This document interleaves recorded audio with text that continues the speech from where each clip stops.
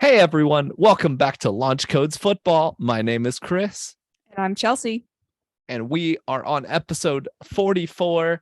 Wow, we are making progress. And it's kind of crazy. It feels like not too long ago we started this, and now we're on episode 44. But today we're just going to be discussing just a few different topics. We got NFL's global appeal going on here with like some crazy numbers that happened recently.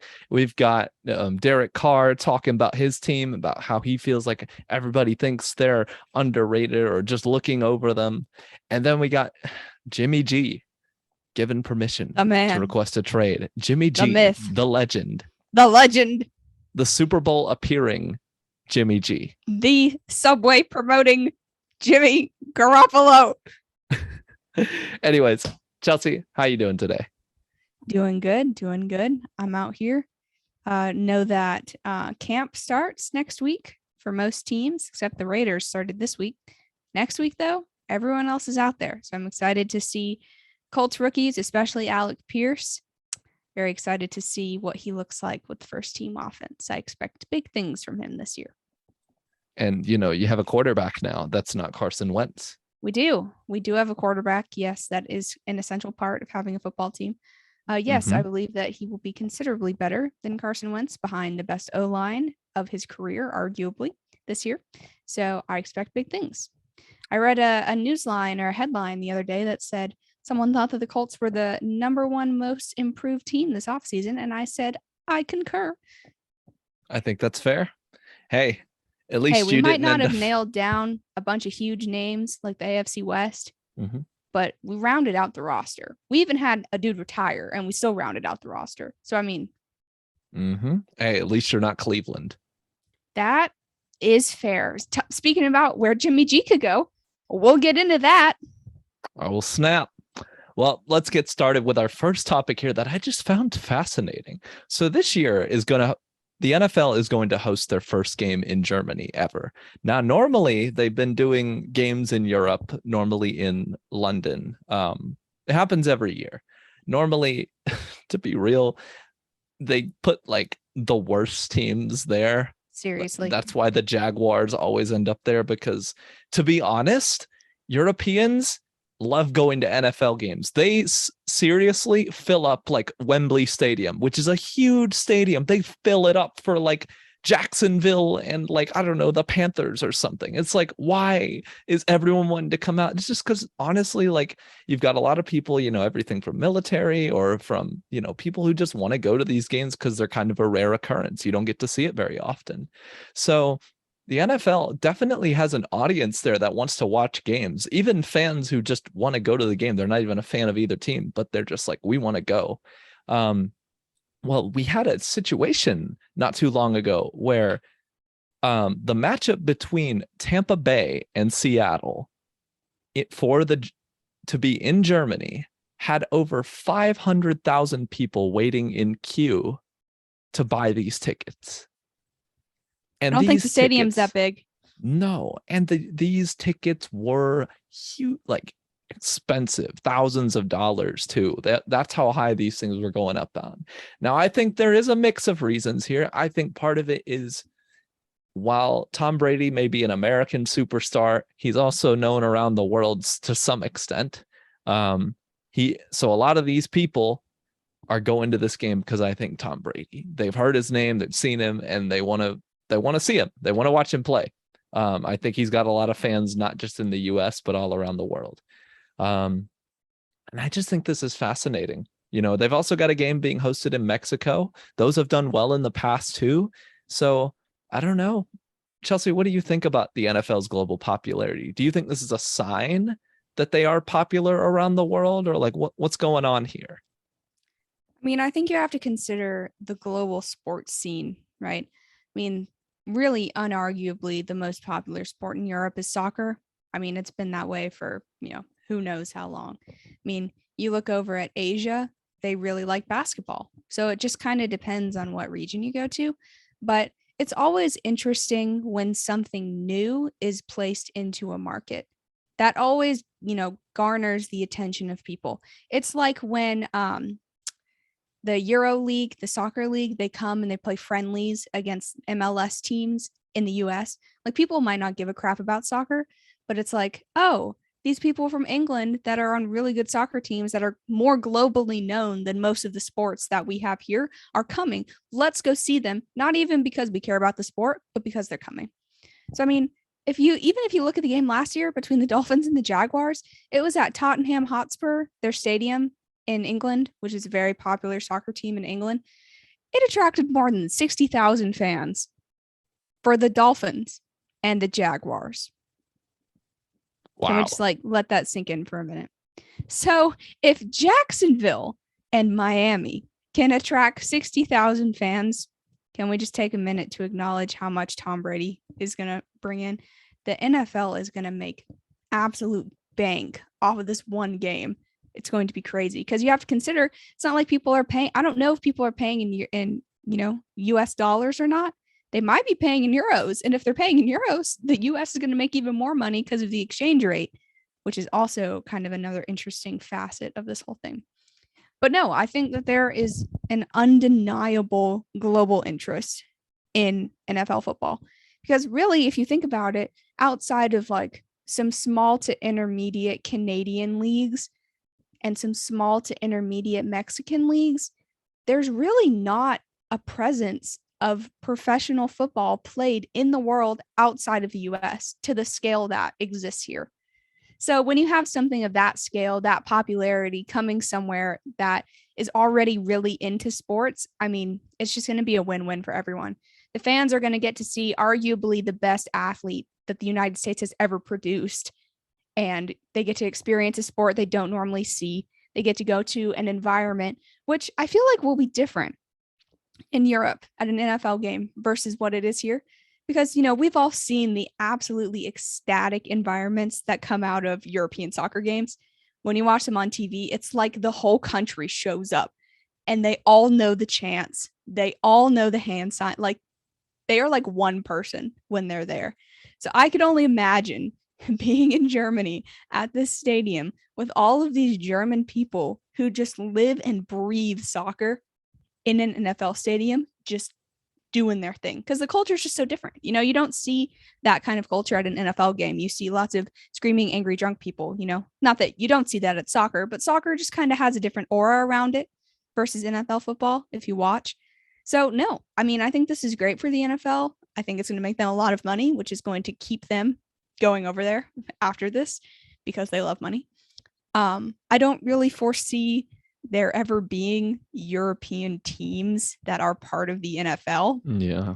I could maybe see the NFL founding a professional football league for Europe, but I don't think teams would play in England and Germany and Spain and fly across the ocean to come play, the Patriots or the Chargers or something. Like, I don't foresee that happening. But I could see them trying to spur on some kind of child league off of the NFL, like the EFL, European Football League. I mean, that probably is already trademarked somewhere, but you get what I'm saying. Like, I could see it happening, but no, I mean, I think that this is great. I love seeing different things in different cultures, and this is just a perfect example of something inherently and instinctually American merging with Europe. It's just fascinating. Yeah, I think it is fascinating. And I do agree with you. I actually watched a while back, there's this really good YouTube video talking about what it takes for an NFL team to travel, and all the complications and logistics behind it. Financially, it wouldn't really make sense. And it would be a huge disadvantage to have a team stationed in Europe, like you said. Maybe a baby league or like a minor league or something like that could be set there, like minor you said. League is a fascinating idea. I mean, you look at basketball, G League, right? You look at baseball, the whole minor league farm system with its very, various layers and, promotive abilities and stuff like that. That could definitely be a possibility. I mean, I don't know if you necessarily have the talent to recruit for football in Europe like you would in America. But a minor league system for football, I feel like, is not out of the question. It's honestly kind of surprised me that it doesn't exist already. Which, I mean, I guess if you're in a Power 5 conference and you're a top 10 team every year, that's basically what it is because, you're the most competitive, in college football. But would not surprise me if they tried to do a minor league system, like an international minor league system. What better way to make the world interested in NFL than to encourage people to become NFL players in their own country for a team there? So, I mean, it's definitely possible. Yeah, I don't know how that would go, whether it be through Yeah. because of finances or, I don't know if the NFL would start a whole nother league. Are we going to have what they do with, soccer and stuff where you have, the European League and all of that. But it's just interesting. And maybe, to be honest, there could be some aspect of like, this is kind of brand new to a lot of Europeans too. So that's part of the appeal. So maybe the NFL doesn't want to make themselves like to be too much over there either, because right now, I mean, you've got a lot of demand, so it's okay to keep growing, but you still have to kind of understand where you're at when it comes to where you're ranked among sports there. And I think trying to grow too much could be detrimental.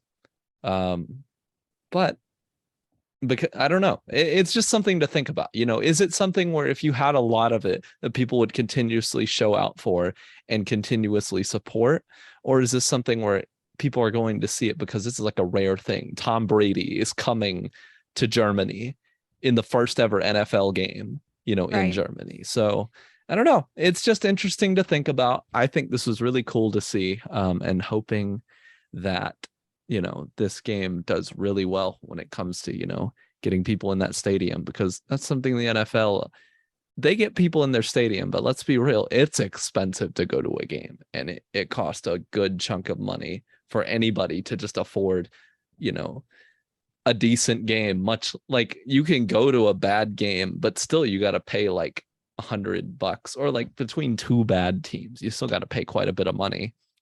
So yeah, be interested to see, what the attendance looks like there versus here.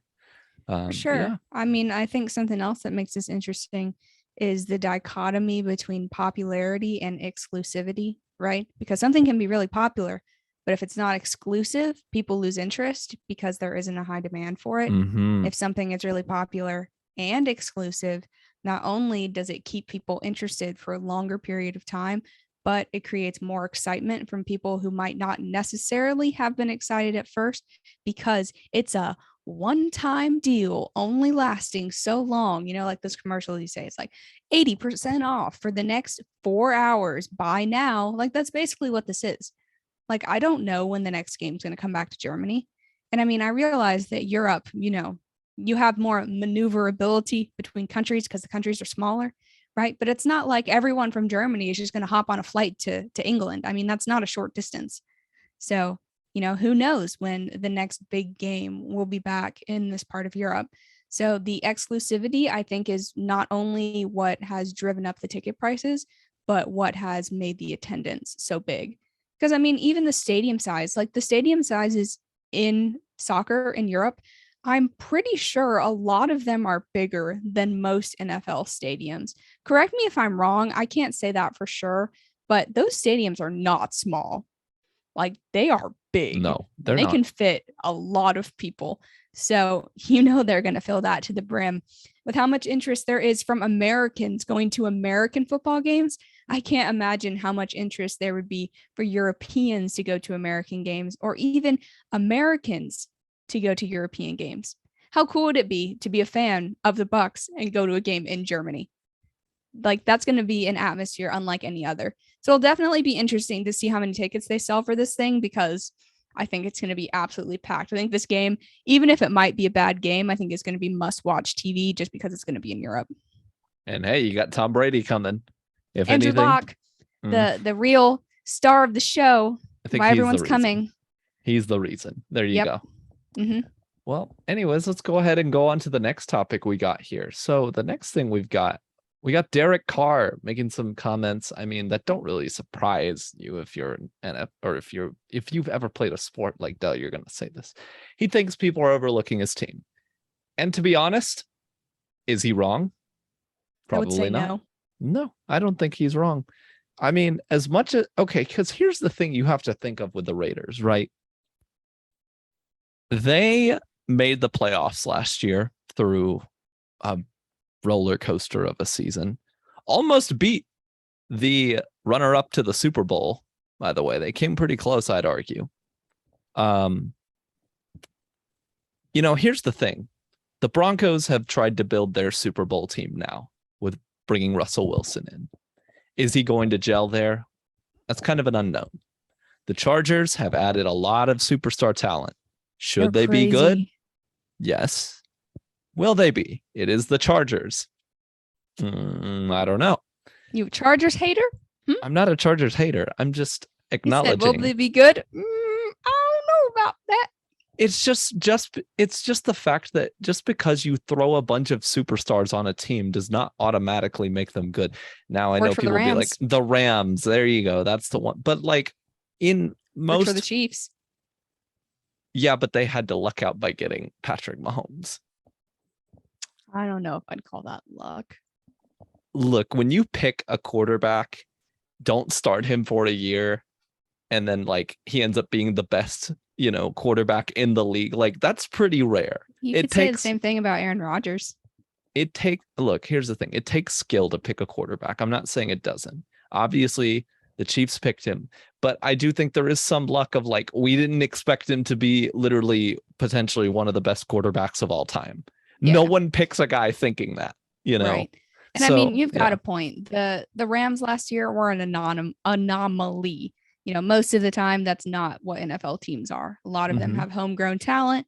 A lot of them have, maybe some rental deals. A lot of them have some veterans, some young guys. So a lot of teams don't just go throw, tens of millions of dollars at the best people out there to win a Super Bowl.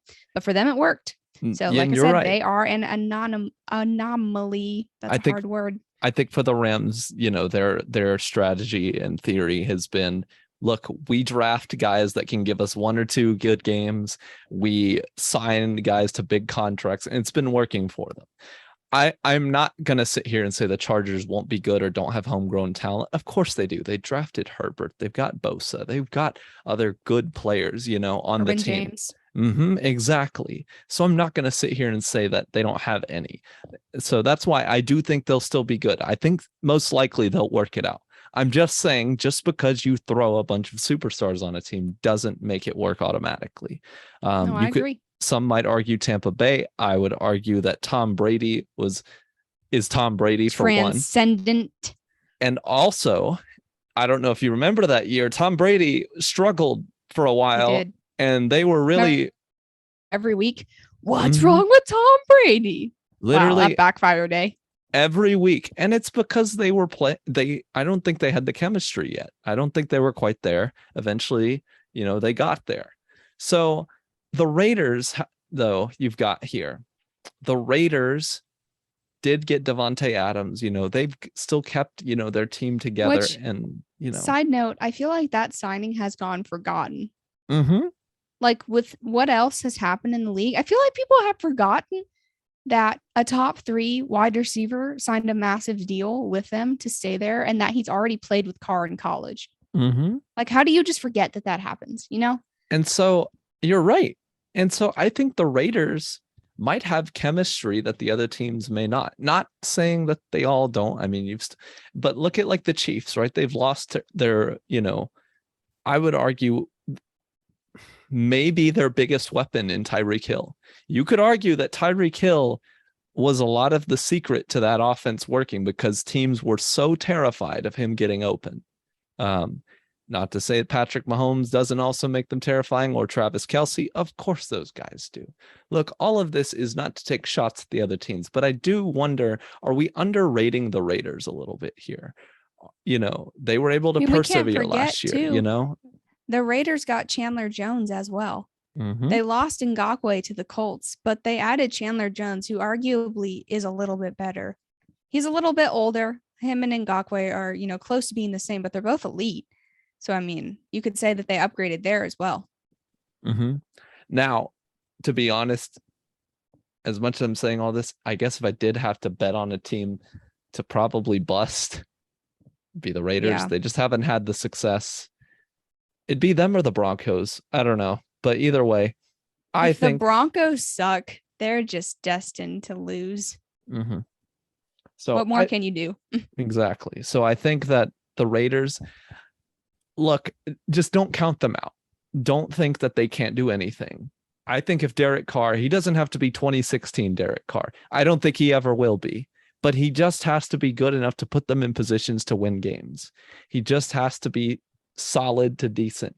He just has to be good. He does not have to be transcendental to win in this division. I really don't believe that. I don't believe he has to be an amazing top 5 QB to win in this division or even make a run at the playoffs. I think they just need a solid team around him. And I think that if, he can put them in positions to win games, they can do it. They Yeah, were in but them. you look at the other quarterbacks in this division, though, it's hard to argue that those guys are not at least arguable top 5, all of them. True. Russell Wilson, arguably top 5. Herbert at this point, I would say arguably top 5. And then Mahomes is arguably number 1. So I would not put Derek Carr in the top 5, perhaps not even in the top 10. So I think that there is a bit of a gap there. Not that he's bad by any stretch. He is a good starting quarterback. And when there were rumors about him potentially leaving the Raiders, I was interested in him as a Colts fan because I don't think he's bad. I think that he's underrated for sure. But when you look at the rest of the quarterback talent in that division, it's just hard to argue against him being the least talented. Not that he's not talented. It's just you look at everyone else. It's like, dang. But do you think he has to be the best one for them to win out on that division? Does he have to have the best year of all of them? I mean, I feel like there's an argument for yes. I mean, as good as the Raiders are and as stacked as their team is, I still don't think it's the best team in the division. I really don't. So, I mean, I think what's going to take them over the edge is Carr and Adams' chemistry. If their chemistry is on and, Adams puts up 100 plus yards a game and Carr gets, who knows how many yards, and if Carr can keep his turnovers to a minimum and has good chemistry with Adams, I think that he could maybe turn a corner.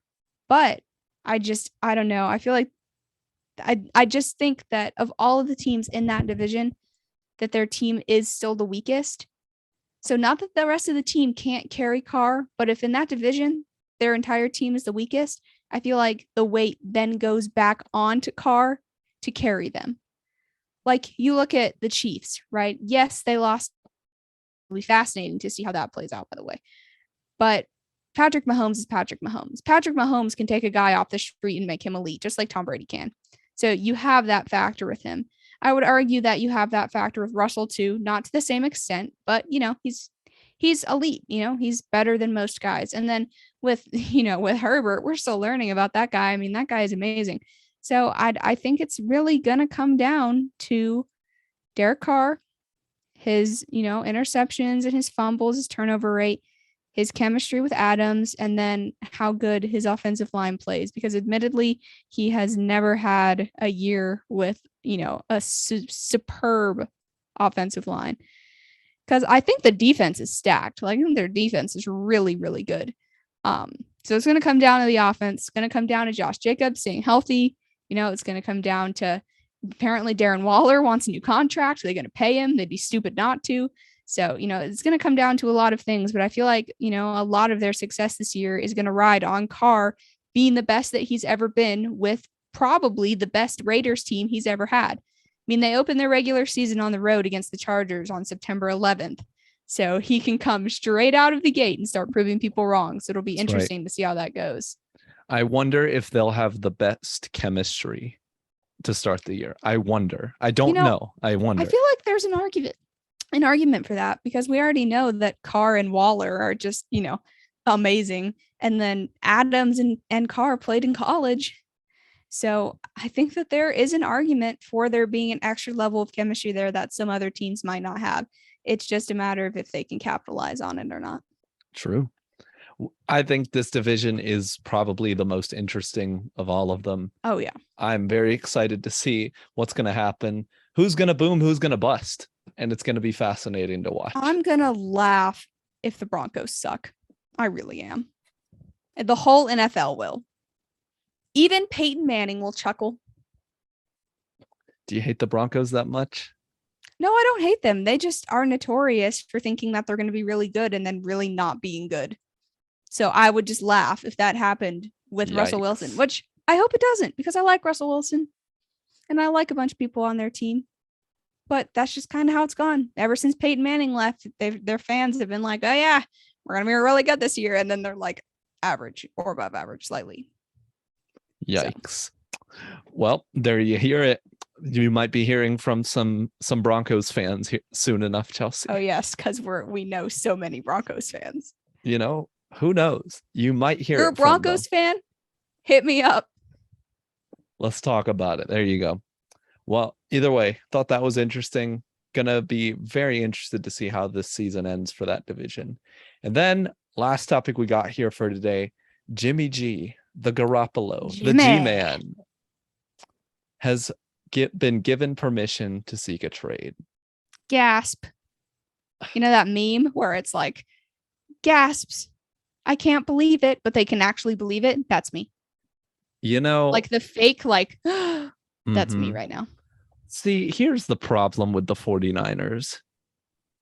49er fan hate incoming. You 49ers fan? Hit us up. Literally, I'm not trying to get hate. I'm just trying to say, I'm just probably echoing what they're thinking. Why has this taken so long? Jimmy Garoppolo. But Jimmy Garoppolo is not so terrible that you can't trade him by July 20th. Like, come on. He is not that bad. And so he's not good. I think he still is decent enough to be traded he's better for than by somebody. Sam Darnold.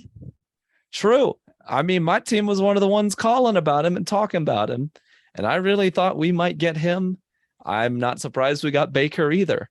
And to be honest, it sounds to me like the Browns just were willing to eat more of the contract and just a better deal for the Panthers. So I don't know what's been going on with the 49ers, if they're just desperately holding on to Jimmy G, or what if Trey Lance hasn't looked that good? We don't know. We really do not know what's going on. Maybe they have a complex. I don't know. Look, all I know is that this is kind of ridiculous. They have made it very clear at this point they don't want Jimmy G anymore. I guess they want to move on to Trey Lance, but in the games he's been in, he hasn't really been used, and it's just been, this whole thing has been weird, man. I feel like Jimmy G should have had some type of offers to him somewhere. I mean, he might have, and we might just not know. That's true. But at this point, it's like, why didn't they? Are they just afraid of committing to Trey Lance at this point? Obviously not, because they have commitment issues. Oh my gosh. It's just like, I don't understand. If I was a 49ers fan, I'd be like, what are we doing? We've just been sitting idle for all of the offseason, you know? There was rumors they were getting rid of Debo, and then it's just like, what is going on here? So honestly, if I'm a 49ers fan, I'm frustrated because now Jimmy G is able to request a trade, meaning that he really can leave and they're really not going to get much from him.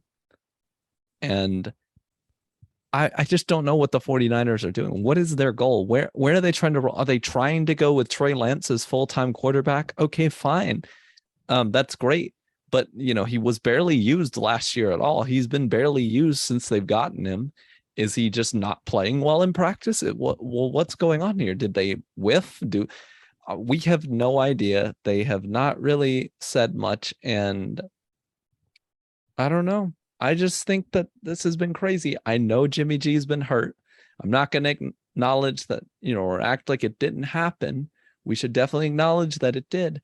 But it's also like, well, what kind of deals are going on here? Really, this should have been settled by now, in my opinion. You've got to settle this stuff as quickly as you can because you need to be ready and focused for the upcoming season, which is now like literally, you know, just almost a month away at this point. Like, this is way too late in the season to still be dealing with this, in my opinion. Okay, rant over. Chelsea, what do you think?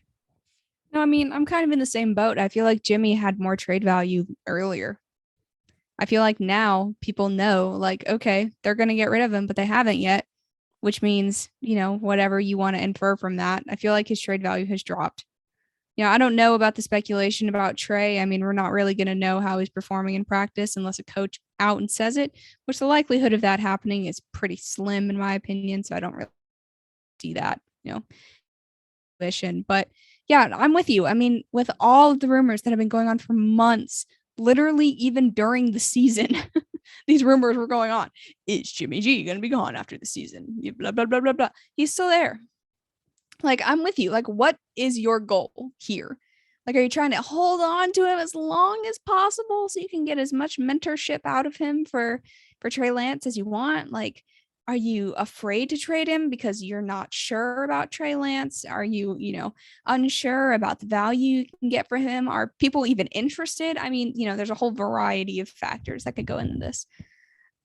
I'm with you. I think that the earlier the better was what they should have done. And I feel like they've kind of, maybe run off the road a little bit with this. They've just put it off. Maybe not even put it off. They just haven't done it for so long. And it's still going. And there's still rumors. It's like there's not even a point in starting a rumor at this point because every rumor has been wrong because they haven't done anything. They've literally just been sitting there. There's that whole Debo drama. Who knows what's going on with that internally? I mean, it doesn't appear he's going to be traded, but you never know, I guess. But I mean, I'm more interested to see where he's going to go, right? I saw a headline today that said that apparently the Browns are not interested in trading for him because they have Deshaun, even though the likelihood of Deshaun getting suspended for half to a whole year is pretty high in my opinion. But okay, Browns, you do you. I've seen rumors that the Seahawks would try to trade for him, which would be pretty crazy trading, a generational, pretty much 49er in your division to a worse team to make them better. I don't really see the 49ers management being like, it's a great idea. Let's trade him to our rivals. I don't foresee that happening. Put another team on here, maybe a sleeper team, the Titans.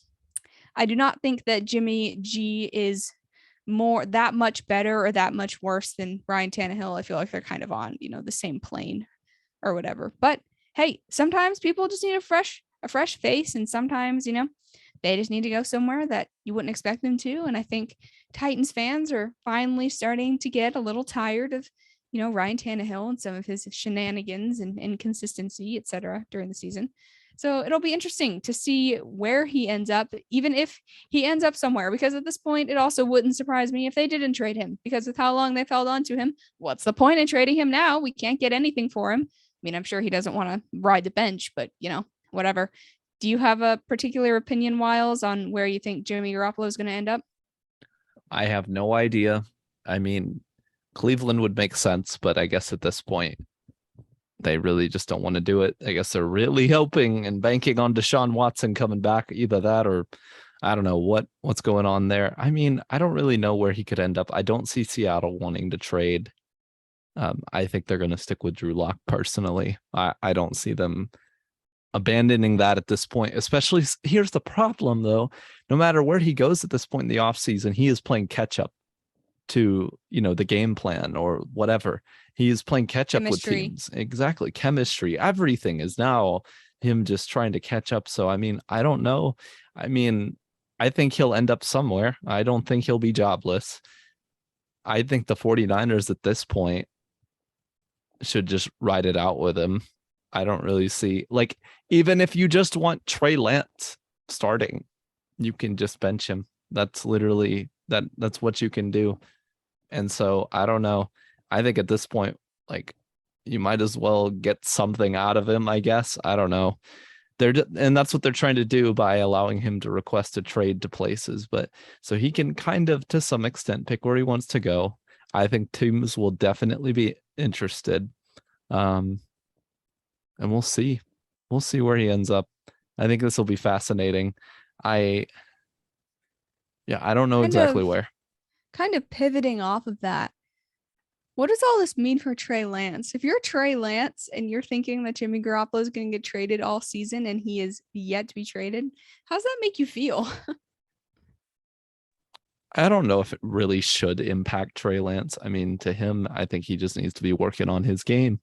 And that's probably what he's thinking. Like, I'm just going to focus on what I can do. Their teammates. I hope they don't hate each other.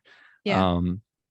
I mean, kind of in that same vein what about all the Debo drama? I mean, you're a very young quarterback kind of coming into his own, and then boom, the best thing on your offense might want to leave. I mean, that's got to cause some uneasiness, right? Especially as a guy who hasn't started a whole season. Exactly. I mean, to be honest, I do think teams are just hesitant with I know they're just hesitant because of Garoppolo's injury. But I think for Trey Lance, I mean, I think he'll probably start.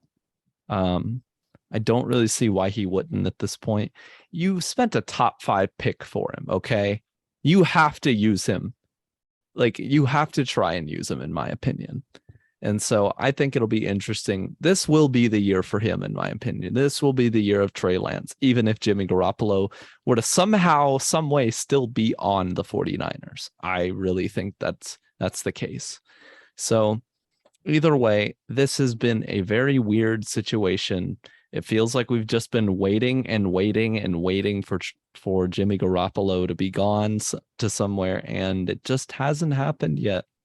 This just feels like a weird scenario, but I do think teams are like, he's expensive and he's been injured, and we're going to wait for, wait on that offer, I guess. That's the thought. I mean, watch him end up somewhere that like no one is expecting. He just goes back to New England yeah, replaces Mac Jones. That would there's be there's really no telling where he's going to go now, though. I mean, especially with the Panthers being out of it, I feel like they were one of the primary landing spots for him. So I guess agree. Time will tell with Jimmy G. I mean, like I said, he's too good to not start somewhere, but he's not good enough to start anywhere. So whatever that middle ground is where he will be. There you go. Well, I think that's all we've got for today. Chelsea, do you want to go ahead and lead us out of here? Sure thing. So thanks for listening, guys. Tune back in next week for more content. In the meantime, follow us on Twitter at LaunchCodesFB and on Instagram, Facebook, TikTok, and YouTube at LaunchCodesFootball. I'm Chelsea. And I'm Chris. And we will see you next week. See ya. Later.